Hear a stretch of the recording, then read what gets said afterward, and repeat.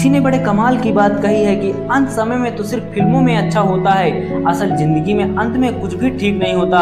जो करना है अभी ठीक कर लो, क्योंकि अंत में तो सिर्फ अंतिम संस्कार होगा। नमस्कार दोस्तों, मैं हूं आपका अपना दोस्त दिलीप राजपूत। एक बड़ी छोटी सी कहानी सुनाता हूं। एक प्रसिद्ध राजा की कहानी जिसने अपने दरबार में बड़ा उत्साह रखा था। वो राजा वृद्ध हो चला था, लेकिन अभी भी सिंहासन पर बैठा हुआ था और उत्साह में उसने अलग अलग राजाओं को बुलाया था। एक राज्य की सुप्रसिद्ध नर्तिका थी, उसको बुलाया था और साथ में अपने गुरुजी को भी बुलाया था। अब गुरुजी जब आ गए दरबार में तो उनके पास तो कुछ भी नहीं था देने के लिए। नर्तिका को तो राजा ने एक स्वर्ण मुद्राओं से भरी थैली दे दी। जब भी आपको नृत्य अच्छा लगे अपनी ओर से आप दे दीजिएगा। पुरस्कार में पूरी रात नृत्य चलता रहा।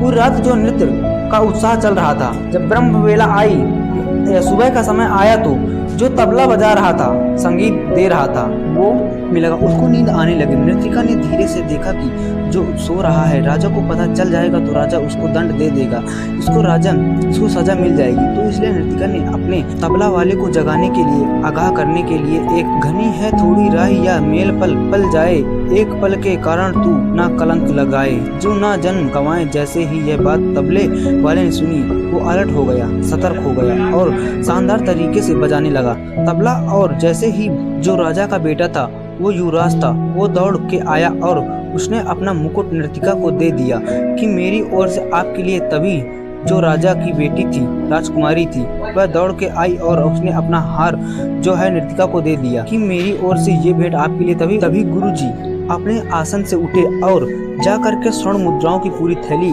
उसको दे दी कि सब कुछ तुम्हारा है। मैं चला। जहाँ राजा ने देखा कि सबको एक दोहा बोल करके नर्तिका ने लूट लिया है, तो राजा अपने सिंहासन से खड़ा हुआ और कहने लगा कि ये क्या बदतमीजी चल रही है।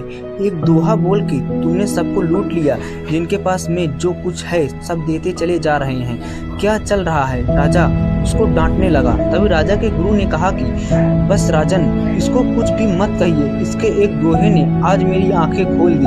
मैं पूरी उम्र पूरे जीवन तपस्या करता रहा, जंगल में वन में रहा, भगवान की भक्ति करी और आज आपके कहने पर यहाँ नर्तिका का नृत्य देखने लगा। नर्तिका को स्वर्ण मुद्रा पुरस्कार में देने लगा। इसके दोहे ने तो मुझे समझा दिया कि घनी गई थोड़ी रही, थोड़ा से तो जीवन बचा है, या मैं पल पल जाए, या पल के कारण यूं ना कलंक लग जाए, यूं ना जन्म गंवाए। समझा दिया कि इसने मुझे, यह मेरी सबसे बड़ी गुरु है। इसने बताया कि भैया थोड़ा से समय बचा है, जाकर के भक्ति करो। तभी राजा का बेटा राजकुमार कहने लगा, युवराज की महाराज, आप इतने वृद्ध हो जाएंगे पिता जो, लेकिन आप कुर्सी नहीं छोड़ रहे हैं, सिंहासन नहीं छोड़ रहे। आज मैं सिपाहियों के साथ मिलकर के आपकी हत्या करने वाला था, लेकिन इस नर्तिका के दोहे ने मुझे समझा दिया कि घनी गई थोड़ी रही, थोड़ा समय बचा है। आज नहीं तो कल पिताजी तुम्हें कुर्सी सौंप ही देंगे, राजा तुम बन ही जाओगे।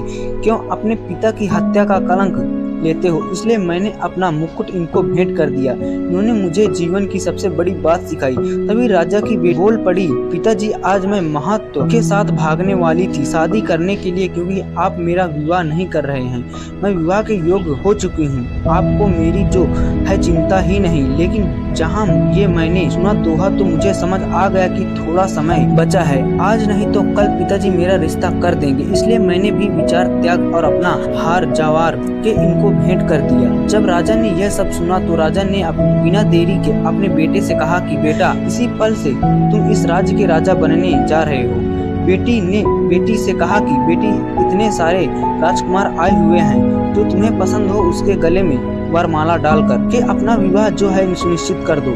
और राजा ने कहा, मैं भी राजपाट छोड़ करके जंगल में जाऊंगा, तपस्या करूंगा, भगवान की भक्ति करूंगा। राजा का भी जो है मन बदल गया। और जब यह सब होने लगा तो नर्तिका ने सोचा कि मेरे एक दोहे ने सबके जीवन को पलट दिया और मैं अभी भी यही कर रही हूँ। नर्तिका ने भी डिजाइन लिया कि वह नृत्य का काम छोड़ करके अब भगवान की भक्ति करेगी, क्योंकि घनी गई थोड़ी रही, या मैं पल पल जाए। ये कहानी राजा की नर्तिका की उनकी नहीं, आपकी हमारी कहानी है। हमारे जीवन में भी समय दौड़ता चला जा रहा है और थोड़ा सा समय बचा है। इस थोड़े से समय में कुछ ऐसा कीजिए कि कलंक ना लगे, बल्कि आपका उद्धार हो जाए। कुछ अच्छा करके दिखाओ। इसलिए मैं कहता हूँ कि कर दिखाओ कुछ ऐसा कि लोग करना चाहें आपके जैसा।